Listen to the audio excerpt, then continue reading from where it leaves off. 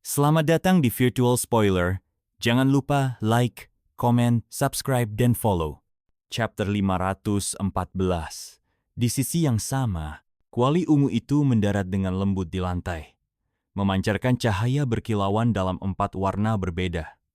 Semua yang hadir tertegun, matanya melebar tak percaya.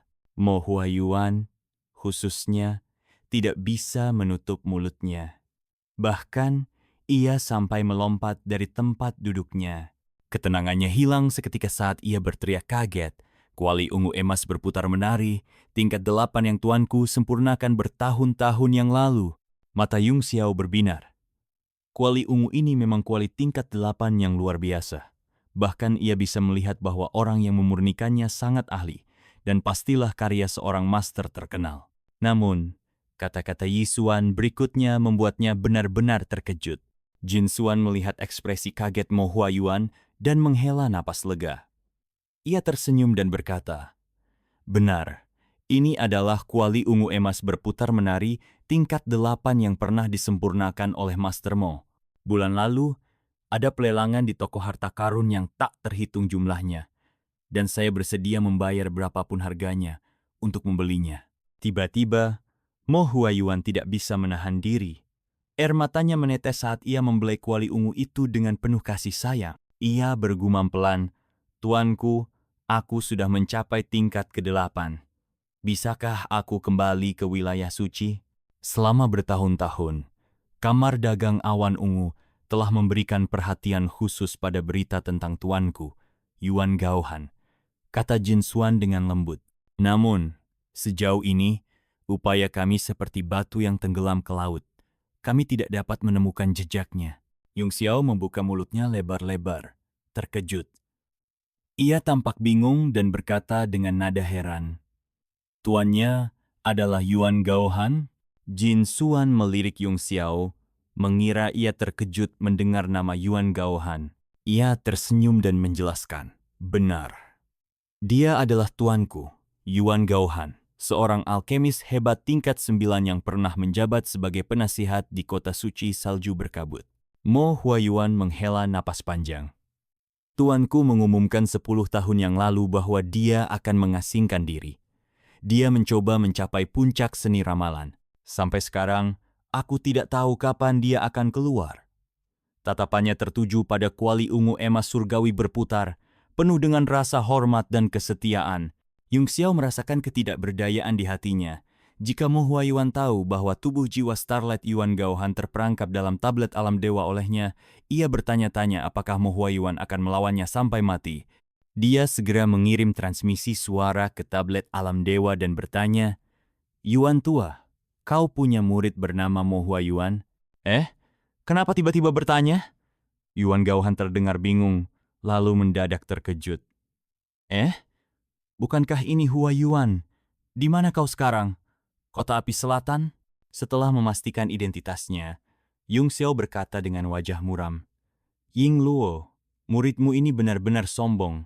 "Haha, jadi dia sudah mencapai langkah ke-8? Lumayan, berarti kita bisa kembali ke wilayah suci." Setelah kegembiraannya mereda, Yuan Gaohan kembali fokus pada labu Little King Kong. Menurutnya, meneliti benda itu jauh lebih penting daripada memperhatikan murid yang sudah lama menghilang. "Hei Yuan tua." Yung Xiao menatapnya, lalu bertanya, "Apa yang sebenarnya terjadi? Kenapa engkau membuangnya dari alam Saint ke tempat terkutuk ini?" Yuan Gaohan mengangkat kepalanya, tampak berpikir sejenak sebelum menjawab, "Muridku ini berbakat, tapi sulit diatur. Aku membawanya ke kota api selatan untuk melatih mentalnya." Setelah mengatakan itu, dia terdiam. Yung Xiao sedikit terkejut. Namun, dia merasa ada sesuatu yang disembunyikan. Tapi karena Yuan Gaohan enggan menjelaskan lebih lanjut, dia memilih untuk tidak memaksanya. Setelah lama terdiam, Yuan Gaohan akhirnya berbicara lagi. "Muridku ini sebenarnya putra wali kota-kota besi hitam." "Apa?" Jantung Yung Xiao berdegup kencang. Dia menatap Mo Huayuan dengan ekspresi terkejut. Sekarang setelah diperhatikan, wajahnya memang memiliki kemiripan dengan seseorang dalam ingatannya. Tak heran dia merasa familiar sejak awal. "Tuan Mo, Apakah kau mengenal Mo Xiaochuan? Mo Huayuan yang tadinya larut dalam pikirannya, masih menatap kuali ungu emas yang berputar. Namun, begitu mendengar nama itu, matanya langsung membelalak seolah tersambar petir. Dia menatap Yung Xiao tajam dan bertanya dengan nada penuh kewaspadaan. Apa yang baru saja kau katakan? Siapa engkau sebenarnya? Yung Xiao terkejut dengan reaksinya yang begitu besar. Dia mengerutkan kening dan menjawab, "Aku kenalan lama Mo Xiaochuan. Kudengar kau juga berasal dari kota besi hitam, jadi aku hanya ingin memastikan. Kau pikir dirimu siapa?" Mo Huayuan mencibir dingin. "Apa kau merasa pantas mengenal kakak laki-lakiku?" Nada suaranya semakin dingin. Dengan sedikit amarah, dia berkata dengan tegas, "Jika engkau terus menanyakan keberadaan kakakku, maka aku tak punya pilihan selain menganggapmu sebagai musuh dan menghancurkanmu." Yung Xiao terkejut. Jadi Mo Xiaochuan ternyata adalah kakak laki-lakinya, dan dia juga murid Yuan Gaohan. Dalam hal ini, mereka sebenarnya berada di pihak yang sama. Namun, sikap Mo Huayuan begitu tertutup dan penuh kewaspadaan, membuat Yung Xiao bingung. Kenapa orang-orang ini begitu misterius? Dia ingin bertanya lebih lanjut, tetapi begitu melihat tatapan tajam dan penuh niat membunuh dari Mo Huayuan, dia memutuskan untuk diam. Jin Xuan menjadi cemas. Dia tidak tahu bagaimana Yung Xiao membuat Mo Huayuan marah, dan ia khawatir suasana baik yang susah payah dibangun akan hancur begitu saja. "Tuan Mo, teman saya ini masih muda dan kurang peka. Saya harap Anda bisa memaafkannya," ujarnya dengan nada merendah. Ekspresi Mo Huayuan akhirnya sedikit melunak. Dia menghela napas pelan sambil dengan lembut membelai kuali ungu emas yang melayang di udara. "Presiden Jin Xuan, karena Anda telah membawa mahakarya kebanggaan tuanku, aku tentu harus menghargai persahabatan ini. Tapi kali ini, Ying Luo, aku benar-benar tidak bisa berbuat apa-apa." Jin Xuan terkejut. "Tuan Mo," katanya dengan nada penuh kekhawatiran, "bahkan Anda takut. Apa yang sebenarnya terjadi sampai Anda tidak berani membantu?" Mo Huayuan terdiam sesaat sebelum akhirnya berkata, "Aku tidak bisa memberitahumu alasannya, tapi aku bisa memberitahu siapa yang menghentikanku. Itu adalah kamar dagang angin petir." "Apa? Kamar dagang angin petir?" Wu Chen, yang sejak tadi diam, langsung gemetar karena marah. Tidak heran mereka memberi jawaban asal-asalan saat kami meminta izin menggunakan susunan teleportasi mereka. Meskipun Serikat Awan Ungu berada di bawah naungan Serikat Tianyuan, hubungan kami dengan mereka tak pernah buruk. Kenapa mereka tiba-tiba mempersulit kami? "Itu urusan antara kamar dagang kalian," jawab Mo Huayuan acuh tak acuh. "Bagaimana aku tahu?" "Tuan Mo, saya harap Anda mempertimbangkan kembali," kata Jin Xuan dengan suara dalam.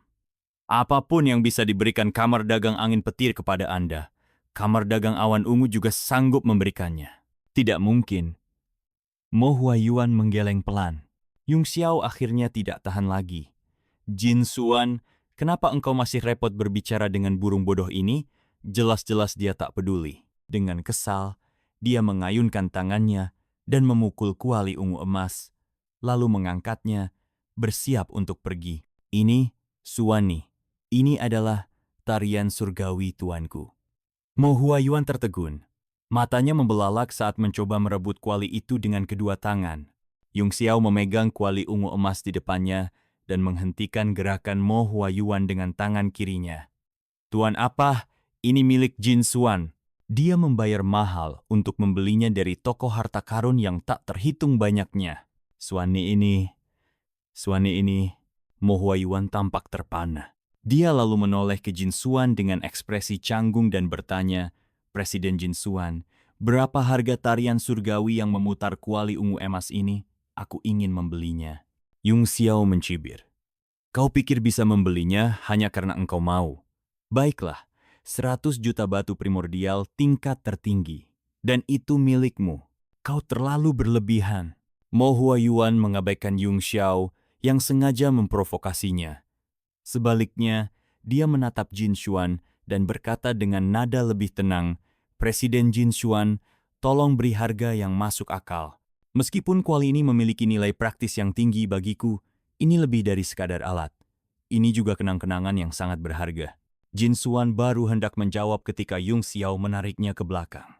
Dia mengangkat dagunya, menatap tajam ke arah Mo Huayuan, lalu berkata dengan dingin, "Dasar burung bodoh, kau bahkan tidak mau membantuku. Kenapa aku harus menjual kuali ini padamu? Tidak bisakah aku mengambilnya kembali dan memainkannya seperti bola? Kau pikir aku sebodoh itu untuk jatuh ke dalam jebakanmu? Kau." Wajah Mo Huayuan memerah karena marah, tetapi dia menahan diri untuk tidak membalas. Yung Xiao memang benar dia bahkan tidak berniat membantu. Jadi mengapa berharap diperlakukan dengan baik? Untuk sesaat, dia tidak bisa berkata apa-apa. Jin Xuan mencoba menenangkan suasana. "Tuan Mo, meskipun Anda tidak bisa turun tangan langsung, jika Anda setidaknya bisa memberi saya beberapa petunjuk, saya akan sangat berterima kasih. Sebagai bentuk penghargaan, saya akan menghadiahkan Anda tarian surgawi yang memutar kuali ungu emas ini dengan kedua tangan." Setelah mengatakan itu, dia mengeluarkan beberapa barang dari cincinnya dan menyusunnya di atas meja kopi satu persatu. Ada total 10 item senjata tingkat tinggi dan pil obat tersusun dalam 2 baris. Mata Yung Xiao sedikit menyipit saat memperhatikan sesuatu yang janggal. 2 baris item itu tampak serupa, tetapi kualitas item di baris atas jelas jauh lebih tinggi. Teknik pemurnian yang digunakan pada barang-barang tersebut juga jauh lebih canggih daripada yang ada di baris bawah. Ekspresi kesedihan terlukis di wajah Jin Xuan saat dia menghela napas berat. "Tuan Mo, tolong lihat ini. Kelima item ini adalah produk andalan dari Serikat Perdagangan Awan Ungu. Mereka menyumbang hampir setengah dari seluruh keuntungan kami. Namun sekarang, sebuah kamar dagang baru tiba-tiba muncul entah dari mana. Tak ada yang pernah mendengar namanya sebelumnya, tetapi dalam waktu singkat, mereka berhasil menyusup ke pasar dan bersaing dengan kami. Yang lebih mengejutkan, mereka seolah-olah menargetkan kami secara khusus karena semua produk mereka identik dengan produk kami." Saat mengatakan itu, tubuhnya bergetar sedikit, matanya memerah, dan kedua tangannya mengepal erat menahan emosi. "Tapi, kualitas mereka lebih tinggi, bukan?" Yung Xiao menyela, matanya berkilat penuh pemahaman. Mereka berada di kelas yang lebih tinggi. Dia akhirnya menyadari bahwa 5 item yang dipajang di atas meja pastilah milik kamar dagang baru itu. Sementara item di bawahnya berasal dari Serikat Perdagangan Awan Ungu. Bukan hanya kualitasnya lebih tinggi, tapi harganya juga lebih murah.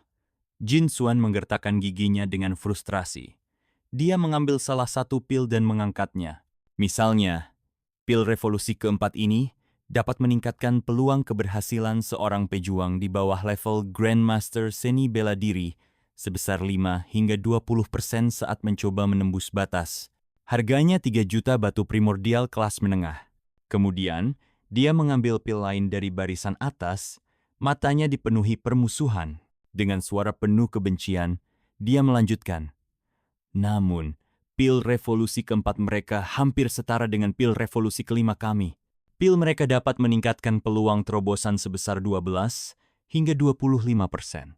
Dan harganya bahkan lebih murah, hanya 2.800.000 batu primordial kelas menengah. Meskipun peningkatannya hanya sekitar 2 hingga 5%, dalam dunia alkimia dan kultivasi, itu sudah merupakan perbedaan yang luar biasa. Apalagi, dengan harga yang lebih rendah, ini benar-benar pukulan telak bagi pasar mereka." Jin Xuan mengepalkan tangannya lebih erat. Kalau hanya satu jenis pil, mungkin masih bisa ditoleransi. Tapi ini lebih dari itu. Semua produk mereka tampaknya ditargetkan untuk menyaingi Serikat Awan Ungu. Kami memiliki total 72 produk alkimia, dan mereka juga punya 72. Tidak lebih, tidak kurang, dan semuanya cocok dengan produk kami. Dia menghela napas dalam, amarahnya semakin membuncah. Bahkan cabang Asosiasi Perdagangan Awan Ungu di benua bela diri surgawi yang berspesialisasi dalam pembelian bijih dan ramuan spiritual kini menghadapi masalah serupa. Kamar dagang itu mendirikan cabang di tempat yang sama dan membeli bahan dengan harga lebih tinggi dari kami. Jelas, mereka melakukan semua ini hanya untuk menghancurkan kami. Mo Huayuan juga mengernyit. Dia mengambil 2 pedang panjang peringkat 5 dan memeriksanya dengan seksama.